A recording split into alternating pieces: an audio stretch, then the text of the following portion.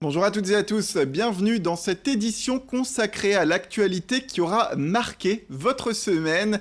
On commence tout de suite avec la visite d'Édouard Philippe qui était en visite ce jeudi matin à Aubancheul-au-Bac. Le Premier ministre s'est rendu sur le site du raccordement du futur canal Seine-Nord Europe en compagnie notamment de Xavier Bertrand, le président de la région Hauts-de-France.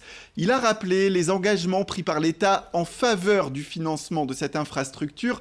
On le rappelle, qui est destiné à favoriser le fret par voie navigable plutôt que par camion. L'État y participe d'ailleurs à hauteur d'1 milliard d'euros sur un budget total établi à 5 milliards d'euros. Le canal Seine-Nord Europe doit relier, on le rappelle, le port du Havre au Benelux par le biais d'un canal de 107 km entre Compiègne et Aubancheul-au-Bac. Une liaison qui nécessitera la construction de 6 écluses et de 4 plateformes multimodales. Début des travaux, c'est pour 2020, pour une mise en activité d'ici 2028 dans le but, on le rappelle toujours, de renforcer ce fameux transport maritime. Idil Günay était sur place avec le Premier ministre. Les travaux vont commencer en 2022. Ils vont d'ailleurs en vérité commencer dès 2020 parce qu'il y a un certain nombre de travaux de préparation qui seront engagés dès 2020. Nous espérons que ce projet pourra être terminé en 2028. C'est à la fois lointain dans le temps, mais on imagine bien quand on voit les 107 km de travaux qu'il va falloir réaliser, la masse de travaux publics, la masse de compétences qu'il faut mobiliser. C'est un superbe projet pour les Hauts-de-France, pour toute la France. Et encore une fois, je veux le dire, ici, les engagements pris par l'État, les engagements rappelés par le président de la République seront tenus. Dans quelques mois, la métropole européenne de Lille déménagera. Actuellement située rue du Ballon, entre Euralille et la Madeleine, le siège prendra ses quartiers à 2 pas du conseil régional actuellement. L'occasion de regrouper sur le même site l'ensemble des services de cette métropole européenne de Lille dont les compétences ont été élargies ces dernières années. Propriétaire de ces bâtiments actuels, l'AMEL a signé cette fois un bail de location pour une durée de 18 ans avec une entreprise privée, un investissement qui divise les élus et les syndicats. Voyez plutôt ce reportage signé Idil Günay. Au printemps, 1450 agents de la métropole européenne de Lille intégreront le Biotope, ce bâtiment flambant neuf construit juste à côté de l'hôtel de région. Une surface de 30 000 m² initialement prévue pour accueillir l'Agence européenne du médicament, finalement transférée de Londres à Amsterdam. Ce déménagement de la MEL fait beaucoup grincer des dents. Et ce sont notamment les syndicats et la CGT qui dénoncent une infrastructure certes dernier cri, mais non adaptée aux besoins et au nombre d'agents. On a là un bâtiment conçu pour moins de 1000 agents qui va bientôt contenir 1500 agents avec des espaces de travail qui tournent aux alentours de 5 m² par agent. Voilà. Donc c'est pas tolérable et nous on se bat contre ça et on alerte l'administration sur les conditions de travail futures de nos collègues. Mais également le fait que l'on va travailler en open space. Nous pensons que les collègues auront des soucis pour travailler, pour être concentrés tout simplement. Et ce sont des conditions de travail qui ne sont plus imaginables aujourd'hui en 2019. Construit il y a 50 ans, le site actuel de la MEL est devenu vétuste.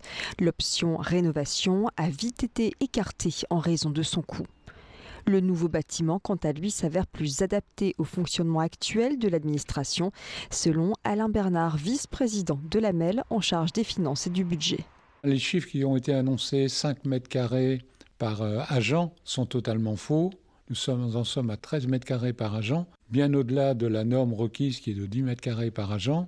Simplement, nous avons expérimenté déjà ici sur le siège Ballon une forme de travail qui marie à la fois le bureau individuel et des espaces de travail collectifs ou semi-collectifs. Et en intégrant l'ensemble de ces surfaces mises à disposition des agents, il n'y a pas de souci. On intègre bien tout le monde dans de très très bonnes conditions.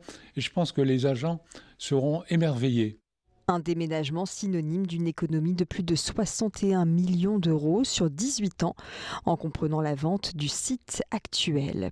Pour accueillir tout le personnel, une extension de 6 000 m² est prévue.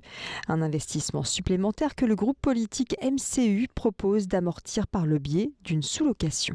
Le moindre mal, c'est sans doute de sous-louer le bâtiment que nous allons louer, que cela soit à des organismes très proches de la MEL, comme l'agence d'urbanisme par exemple, ou d'autres, et à des entreprises privées, parce que ce bâtiment est un bâtiment de qualité et est très bien placé dans la métropole, et que puisque nous n'aurions plus cette charge de location grâce à une sous-location, nous pouvons à ce moment-là construire juste à côté notre vrai siège, adapté à nos besoins et dont nous serions propriétaires dès le premier jour. Et au bout de 15 ans, nous n'aurions même plus les emprunts remboursés puisque nous aurons fait ces remboursements de manière intégrale.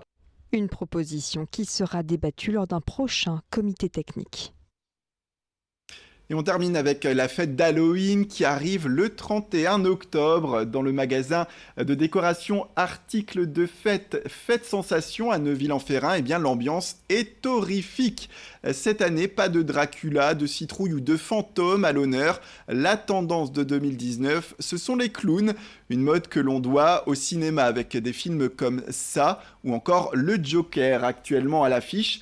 Alors pour se déguiser ici, il y en a pour tous les goûts et surtout tous les budgets. Dans cette enseigne, le budget moyen d'ailleurs pour un costume est d'une 30aine d'euros. Le maquillage peut aussi être une solution pour ne pas trop dépenser.